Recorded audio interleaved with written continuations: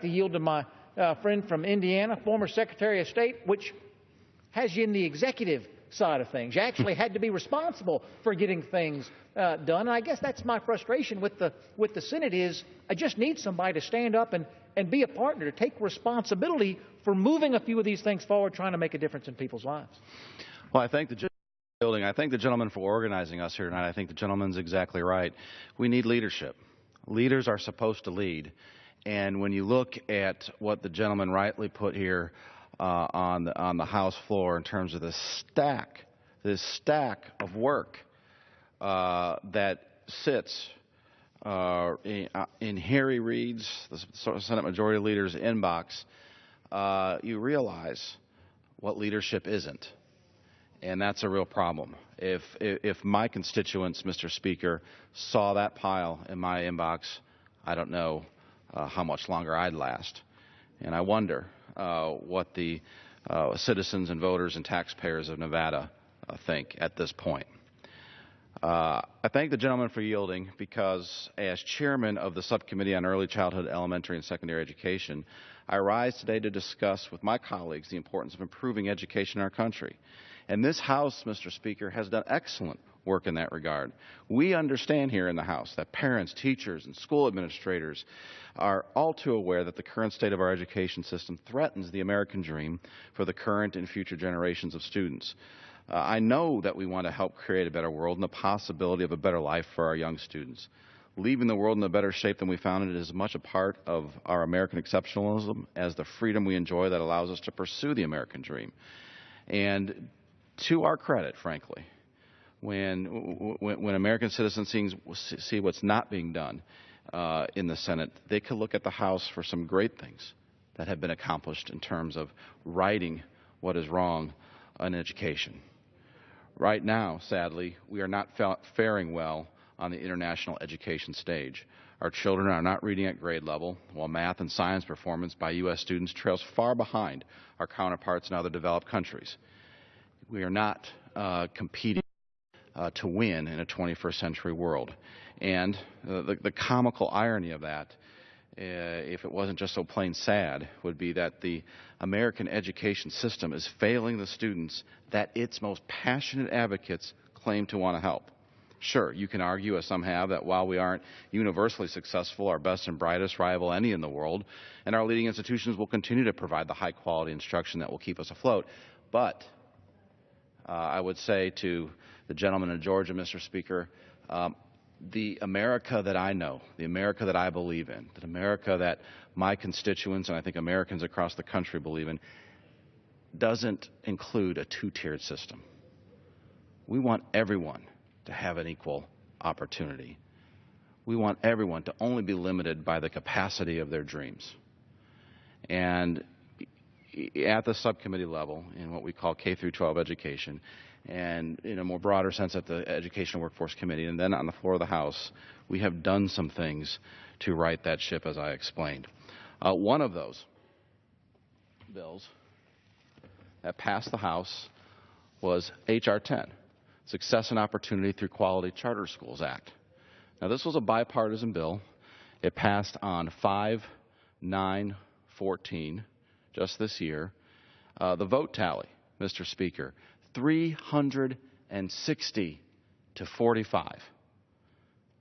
It's been in the Senate for 82 days. 360 to 45.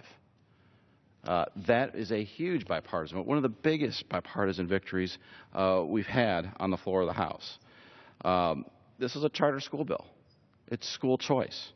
I believe charter schools, like the majority of the people on the floor of this House, believe that they play a critical role in creating educational options for all children.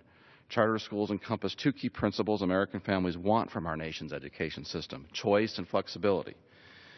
So these innovative institutions will empower parents to play a more active role in their children's education, open doors for teachers to pioneer fresh teaching methods, encourage state and local innovation, and help students escape poor-performing schools. Why do we want to continue to shackle students to poor-performing schools and give them no choice, take away that equal opportunity for them to be successful. This bill, Mr. Speaker, did it. This bill now sits in Harry Reid's inbox. Across the nation, charter schools are leading the way in innovation and improving education outcomes.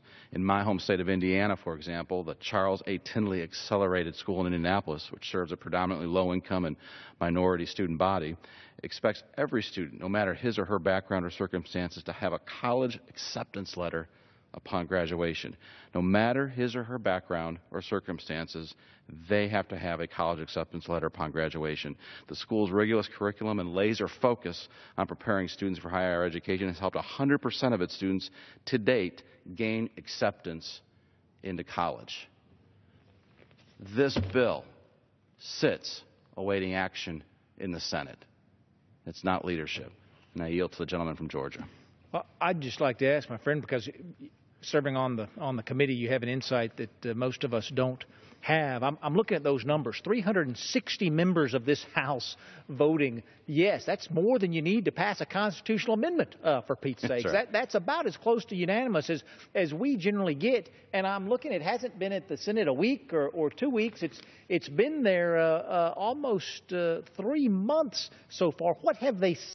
Have they said, we've got a better idea, and they've sent back an alternative to the committee? What have you heard? Well, I thank the gentleman for yielding. I would love, at this point, I think we all would, to hear them say, we have a better idea. We're going to take it up, and we'll show you. I take that as progress, sir. This is what we've heard. Silence. I yield back. These are not partisan issues. Education is not a partisan issue. Children are not partisan issues. Votes with 360 members of this body. Again, this is the hyper-partisan House, so the news tells me. And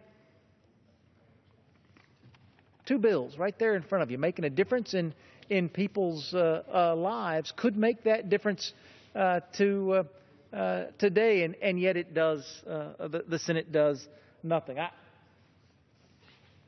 I've been preaching the Stuck in the Senate hashtag message, I'll say to my friend, because I still believe. I told folks when we started this hour tonight, I said, this is a good news, bad news hour. Now, the good news is I'm sitting on top of a stack of 356 bills that this House has passed in a bipartisan way. The bad news is they're stuck in the Senate. But I believe that perhaps you and I can't move the Senate as young congressmen, but I believe the American people still can move the Senate. I thank the gentleman for yielding. I think the gentleman's exactly right. If the American people show the Senate that the American people care, as we know they do, this is still the home of the free. This is still an open republic, and it is still we the people who are in charge. And we can make the change happen if we show the quote-unquote leaders of this country that we care. I yield back. It is a we question. I think my friend, there are folks who get wrapped up in the partisan issues of the day, and there are those folks who have committed themselves to finding willing partners wherever those partners may be. And what I have seen of you in our 3 years of working together is that you came here to do things that mattered. And whoever you have to partner with, however late you have to work, however early you have to get up, whatever you have to do, if this job is worth doing, it's because it's making a difference in people's lives, and I'm grateful to you for that. It may be a Midwestern values night. I've got the gentleman from Indiana. I've been joined by a gentleman from Illinois who has also been a true champion, Mr.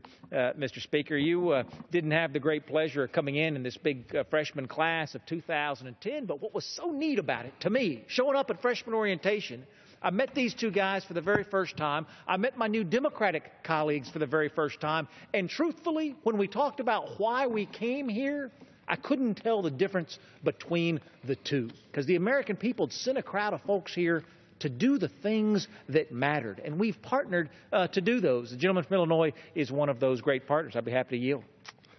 Thank you so much. I want to thank my good friend from Georgia for hosting this hour. So important to talk about what really matters to people, our constituents, hardworking families who are just trying to make it through, to get by and have hope for a brighter future. Mr. Speaker, I rise tonight